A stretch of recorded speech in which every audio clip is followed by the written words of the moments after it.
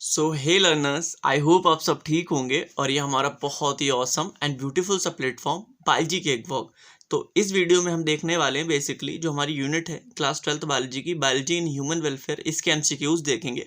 उसमें भी जो मोस्टली क्वेश्चंस मैंने कवर किए क्या हैं वो हमारे पीवाईक्यूज रहेंगे। सबसे पहले हम ह्यूमन हेल्थ एंड डिजीज देखेंगे, उसके बाद हम देखेंगे माइक्रोब्स इन ह्यूमन वेलफेयर। तो ये स्टार्ट करते हैं विथ फुल ऑफ एनर्जी। हमारा पहला क्वेश्चन क्या कह रहा है, ठीक है, क्योंकि इन क्वेश्चंस को जब आप लगाएंगे या फिर इन क्वेश्चंस को आप समझेंगे, बेसिकली ये चीज़ें लर्न करने वाली होती हैं। बायोलॉजी में न्यूमेरिकल तो है नहीं, जितनी ज़्यादा इन्फॉर्मेशन लाइक रिलेटेड इन्फॉर्मेशन, अगर आप क्या देखेंगे पास्ट ईयर के क्वेश्चंस अगर आप देखते रहेंगे, बनाते रहेंगे, याद करते रहेंगे, तो सीबीएसई में क्या होता है, पैटर्न कई बार रिपीट होता है। बेसिकली कम से कम 60 से 70% जो क्वेश्चन होते हैं एग्जैक्ट पिछले ही उठा के दे देते हैं। समझ रहे हैं आप? तो ज़्यादा से ज़्यादा पीवाईक्यूज करने की कोशिश करें, जो कि आपके लिए बहुत ही बेनिफिशियल रहने वाला है। तो आइए स्टार्ट कर देते हैं आज का हमारा पहला question with full of energy. तो जो हमारा क्वेश्चन नंबर 1 है, basically the diagnostic test that confirms typhoid in human is. Basically typhoid के टेस्ट की बात कर रहे हैं। तो लाइक हमें तो पता ही, इस चीज़ से हम बहुत ज़्यादा फैमिलियर रहते हैं। घर में कभी कभार किसी को मलेरिया या फिर टाइफाइड हो जाए तो टेस्ट होता है। इस टेस्ट के नाम से भी हम काफ़ी फैमिलियर रहते हैं। तो जो टाइफॉइड का टेस्ट होता है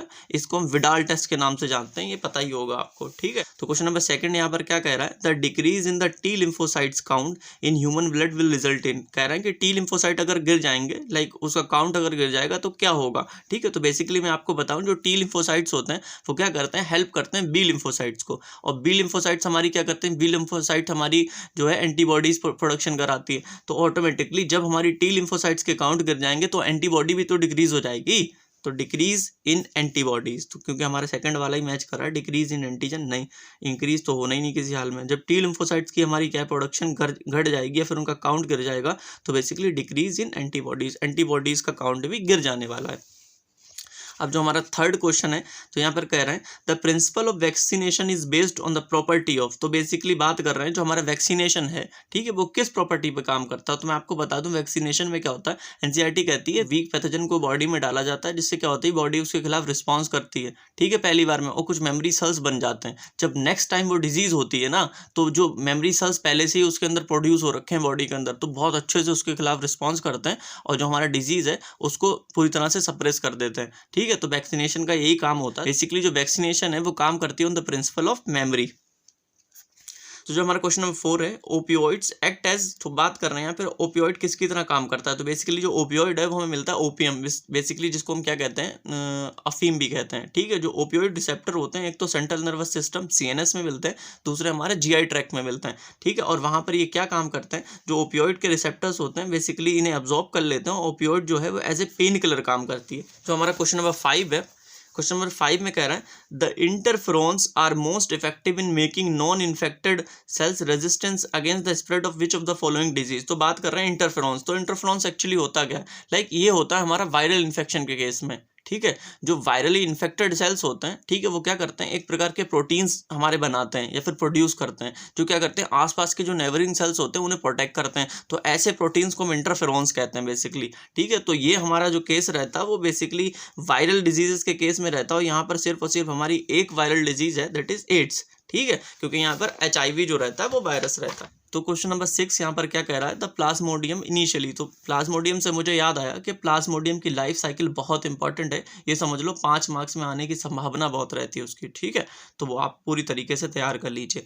the Plasmodium initially multiplies with in the liver cells. तो कह रहा है हमारा प्लाज्मोडियम जो है सबसे पहले क्या करता है, लिवर सेल्स के अंदर मल्टीप्लाई करता है, फिर अपने नंबर को इंक्रीज करता है, and then attacks the red blood cell. फिर उसके बाद आरबीसीज के ऊपर अटैक करता है, resulting in the rupture, RBCs को फाड़ देता है, ठीक है, उसको रप्चर कर देता है। Rupture of RBC associated with the release of A toxin substance. फिर कह रहे हैं कि जो हमारा आरबीसी रप्चर होता है उसके अंदर टॉक्सिक सब्सटेंस होता है वो निकलता है, ठीक है। तो बेसिकली वो निकलता है हीमोजोइन, जिसकी वजह से हमें क्या फीवर कॉज होता है। मलेरिया के टाइम पर फीवर भी आता है इसी वजह से, क्योंकि हीमोजोइन जो होता है वो आरबीसी रप्चर करके बाहर आता है। तो क्वेश्चन नंबर 7 है यहाँ पर, HIV सिलेक्टिवली टारगेट्स। कह रहे हैं जो HIV होता है जो कि रिस्पॉन्सिबल फॉर एड्स, किसको टारगेट करता है। तो बेसिकली जो हमारा HIV होता है वो टी लिम्फोसाइट्स को टारगेट करता है, उसमें भी जिसे टारगेट करता है टी हेल्पर सेल्स को। तो टी हेल्पर सेल्स को टारगेट करता है, फिर क्या करता है, इनकी जो संख्या होती है इन्हें गिरा देता है, इनके अंदर जाके अपनी प्रोजनीज बना लेता है, अपनी रेप्लिका बना लेता है। बेसिकली HIV की संख्या बहुत बढ़ जाती है जबकि टी हेल्पर सेल्स के काउंट गिरते चले जाते हैं। इसलिए क्या होता है, इम्यून रिस्पॉन्स हमारा घटता चला जाता है, बॉडी वीक हो जाती है एक तरह से। अब क्वेश्चन नंबर 8 कह रहा है cirrhosis of liver. Basically liver का डैमेज होना उसको सिरोसिस कहते हैं। Is caused by the chronic intake of, के लंबे समय तक या फिर लगातार किस चीज़ का इस्तेमाल करने से, किस चीज़ का इनटेक करने से सिरोसिस ऑफ लीवर डैमेज हो जाता है। तो बेसिकली ये तो पता होती है इंसान को कि अल्कोहल का ज़्यादा अगर हम इनटेक करते हैं या फिर कंजम्पशन करते हैं, लीवर क्या होता है, उससे डैमेज होता है। अब हमारा क्वेश्चन नंबर 9 है, ये क्या है, मैच द फॉलोइंग है एक प्रकार का, ठीक है। तो एक तरफ डिजीजेस दे रखी हैं, उसकी दूसरी साइड पर कॉजेटिव एजेंट दे रखा है। यहाँ पर मैंने ऑप्शन इंक्लूड किए, डायरेक्ट आपके लिए मैच कर दूंगा जिससे कि आपको इन्फॉर्मेशन आपके दिमाग में रिटेन हो जाएगी। तो क्वेश्चन नंबर 9 है यहाँ पर, तो 2 कॉलम दे रखे हैं, उन्हें मैच करना। बेसिकली मैंने इसके यहाँ पर ऑप्शन इंक्लूड किए, ऐसे सामने ही मैं इसको मैच कर दूंगा, जिससे क्या ये इन्फॉर्मेशन इंपॉर्टेंट है आपके माइंड में रिटेन हो जाएगी। तो हमारा एक साइड पर हमें डिजीजेस दे रखे हैं, उसी डिजीजेस के कॉजेटिव एजेंट दे रखे हैं दूसरे साइड पर। सो हमें पता होता है बेसिकली जो टाइफाइड होता है वो सैल्मोनेला टाइफाई द्वारा ही हमारा कॉज होता है, या फिर उसका कॉजेटिव एजेंट क्या रहता है, सैल्मोनेला टाइफाई। निमोनिया जो होता है हमारा हीमोफिलस इन्फ्लुएंजा द्वारा कॉज होता है, ठीक है। और हमारा जो फाइलेरियासिस होता है वो बिचेरेरिया द्वारा कॉज होता है, इसका कॉजेटिव एजेंट ये होता है, ठीक है। और मलेरिया हमारा जो होता है प्लाज्मोडियम वाइवेक्स द्वारा कॉज होता है, या फिर उसका कॉजेटिव एजेंट क्या होता है, प्लाज्मोडियम वाइवेक्स। तो बेसिकली ये हमारा 9th क्वेश्चन था। अब now we are heading towards microbes in human welfare. अब जो हमारा नेक्स्ट चैप्टर है उसमें हम देखने वाले हैं क्वेश्चन।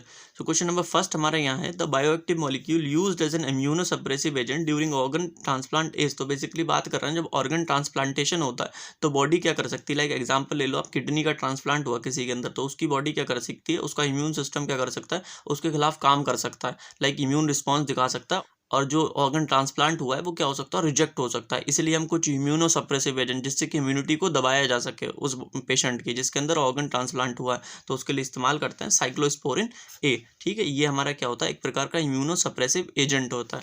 अब जो हमारा क्वेश्चन नंबर 2 है यहाँ पर, large holes in Swiss cheese are due to. तो बेसिकली जो स्विस चीज एक प्रकार का ब्रेड होता है, उसके अंदर क्या होता है, बड़े बड़े होल्स बन जाते हैं। वो क्यों बनते हैं, due to production of CO2, जो कार्बन डाइऑक्साइड बाहर निकलती है तो बड़े बड़े पोर्स या फिर छेद करती हुई निकल जाती है। तो ये हमारा जो होता है basically by bacteria Propionibacterium shermanii, ठीक है। अब क्वेश्चन नंबर 3 हमारा क्या कह रहा है, which one of the following fixes the atmospheric nitrogen. Atmospheric nitrogen हमारा कौन फिक्स करता है, but it is not an autotroph. तो कह रहे हैं ये ऑटोट्रॉफ नहीं है, ठीक है। तो यहाँ पर हमारे सबसे पहले आपको एक चीज़ पता होना चाहिए, 11-12 दोनों की जब आप NCERT पढ़ेंगे, जब प्रॉपर तरीके से पढ़ेंगे आपको पता चल जाएगा हमारा पूरी की पूरी दोनों क्लास के NCERT के अंदर सिर्फ और सिर्फ हमारे साइनोबैक्टीरिया के 4 एग्जाम्पल काम आते हैं।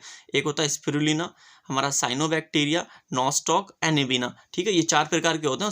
साइनोबैक्टीरिया जो होता है बेसिकली हमारा हमेशा ऑटोट्रॉप होता है, फोटोसिंथेसिस करता है, ठीक है। तो यहाँ पर जो हमारा ऑटोट्रॉप नहीं वो निकालना है। ओसिलेटोरिया, एनाबिना और नॉस्टॉक तीनों के तीनों हमारे क्या हैं, तीनों के तीनों हमारे साइनोबैक्टीरिया ऑटोट्रॉपिक होंगी और फोटोसिंथेसिस करेंगी। तो राइजोबियम जो होता है हमारा हेट्रोट्रॉप होता है, इसलिए तो यहाँ पर ये आंसर हो जाएगा, ठीक है। तो आप जो है साइनोबैक्टीरिया के एग्जांपल्स याद रखें।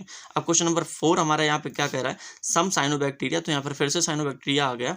इन aquatic and terrestrial environment enrich the soil by fixing atmospheric nitrogen R। तो यहाँ पर आप साइनोबैक्टीरिया ढूंढ लो। बेसिकली यहाँ पर सिर्फ और सिर्फ हमारा ऑप्शन 3 दे रखा है, उसमें एनाबिना एंड नॉस्टॉक दे रखा है, ठीक है। तो 4 जो एग्जांपल्स होते हैं साइनोबैक्टीरिया के उनको याद कर लें, बहुत इंपॉर्टेंट है। सबसे पहले नॉस्टॉक, एनाबिना, स्पिरुलिना और हमारा ओसिलेटोरिया। ये सिर्फ और सिर्फ दोनों क्लास में 11-12 दोनों क्लास में सिर्फ और सिर्फ 4 हमारे एग्जांपल्स काम आते हैं, इसके परे नहीं जाता कोई भी एग्जांपल।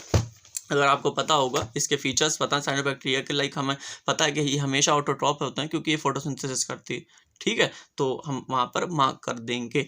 तो अब जो क्वेश्चन नंबर 5 है वहाँ पर क्या कर रहे हैं, हमारा conversion of milk to curd. तो बेसिकली कर्डिंग ऑफ मिल्क की बात कर रहे हैं यहाँ पर, मिल्क से कर्ड बनाना, ठीक है। Improves it's nutritional value by increasing the amount of. तो बेसिकली यहाँ पर क्या, जब हम मिल्क से कर्ड बेसिकली क्या होता है, जब मिल्क से कर्ड हम बनाते हैं तो क्या होता है, विटामिन B12 की जो अमाउंट होता है वो बढ़ जाता है। इससे क्या होता है, न्यूट्रिशनल वैल्यू भी उसकी बढ़ जाती है। तो क्वेश्चन नंबर 6 यहाँ पर क्या कह रहा है, विच of the following used in the production of beverage. तो बेवरेज क्या होती है, लाइक जो पेय पदार्थ होते हैं, पी जाती हैं, ठीक है। तो सैक्रोमाइसिस सेरेवेसिए जो होती है हमारी इथेनॉल प्रोडक्शन कराती है, इसलिए हमारा जो ऑप्शन ए है विल बी करेक्ट ऑप्शन। अब जो हमारा क्वेश्चन नंबर 7 है, BOD of the based water. BOD होती है बायोलॉजिकल ऑक्सीजन डिमांड, ठीक है, is estimated by measuring the amount of. तो यहाँ पर हो जाता है ऑक्सीजन कंजप्शन। तो जो बीओडी होता है वो रिप्रेजेंट करता है बायोलॉजिकल ऑक्सीजन डिमांड के, ऑक्सीजन का कंजप्शन कितना है या फिर ऑक्सीजन कितना खर्च हुआ, ठीक है। अब जो क्वेश्चन नंबर 8 है हमारा बता रहा है, waste water treatment generates a large quantity of sludge. बहुत सारा स्लज हमारा जो होता है वेस्ट हमारा तैयार होता है, which can be treated by.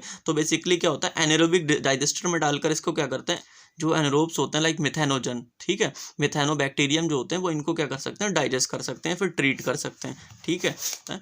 तो क्वेश्चन नंबर 9 यहाँ पर क्या करा, मिथेनोजन्स डोंट प्रोड्यूस, जो मिथेनोजन होते हैं या फिर मिथेनोबैक्टीरियम होते हैं बेसिकली, वो क्या प्रोड्यूस नहीं करते हैं। तो ये एक प्रकार के एनारोब होते हैं, ये हमारे सिर्फ और सिर्फ ऑक्सीजन की एब्सेंस में मिलते हैं। तो ऑक्सीजन को प्रोड्यूस करने का तो हमारा सवाल ही नहीं होता।